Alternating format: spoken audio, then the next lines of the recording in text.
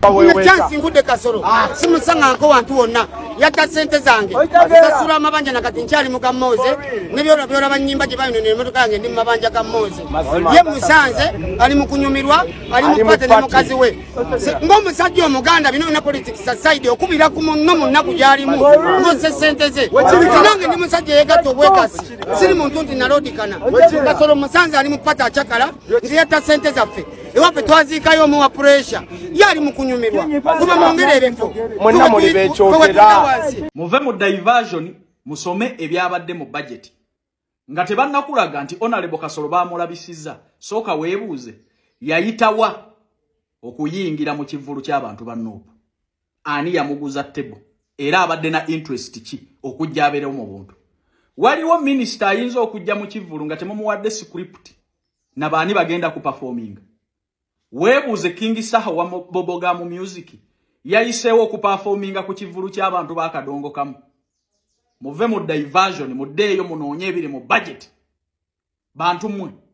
mwagala nnyo ebikiba kyamuukiriza ne katemba w'abannabyabufuzi abafera okubakolamu ensimbi Honorable Kasolo okujja abeere mu kivulu ky'abannuupu ani yamuguza tebo nalabye luli lwefukamiza lukazi bwe kapo nebaza Bobi Wine okumbeererawo ekivulu kino kugenda mu maaso wadde nga mu ggwanga taliimu Kasolo we naalemu yayitawa okujja mu kivulu kyo ani yamuguziza tebo nemwe bwe mutulabako amatu mutiyita basiru bakugambye nti Honorable Kasolo yazzaawo nga takimanyi nti King Saha agenda ku performinga sinakindi ekyo ekivulu ye yakitegese tubuuze details za URA neza promoter tubuuze yawandiikira ebbaluwa police okukikiriza kibeerewo lwaki mubuzaabuza abantu n'okuleeta diversion mu kaseera nga bannayuganda balina okwetegereza ebyabadde mu budget Kasolo yali abadde mu kivulu ky'omuntu w'enaalemu era alina interest ki okutuula awo mu bantu bannuupu bwe mwebaza Bobi Wine bwe mufera abantu nti waliwo opposition kankambabuuze ku kazibwe ku King Saha ne Honorable Kasolo kazibwe kapo yabadde asinga kwetaaga kaani era King Saha yayiseewo okuperforminga wa Boboga mu music ku katuuti k'abantu bakadongo kamu era mu mbuuliro omuyimbi omulala yenna yaperforminzeewo bwe teyabadde diru yakuyisaawo kubanja sente za nnyimba 10 za Revolution mulimu ebintu bye mutupuusinga okwogera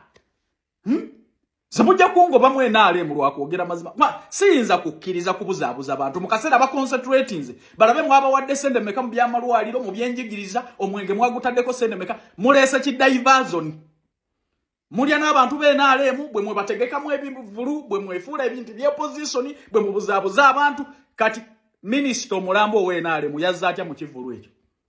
era sikulipiti gye mwamuwadde mukakasa nti waliwo ayinza ogigendako mumanyi minisita bw'abeera mu kifo nti ne programu okuzikwata katuuti wali wabaawo omuntu we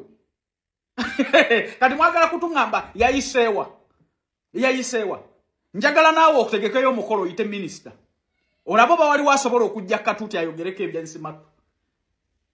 mubeere emizannyo gyammwe egyo naye muleke bannayuganda basooke bayite mu bajeti balabe oba yabaffe balinze oba teyabaffe balinze gwanga lyaffe mutujje mu diversion baagala okugenda ebweru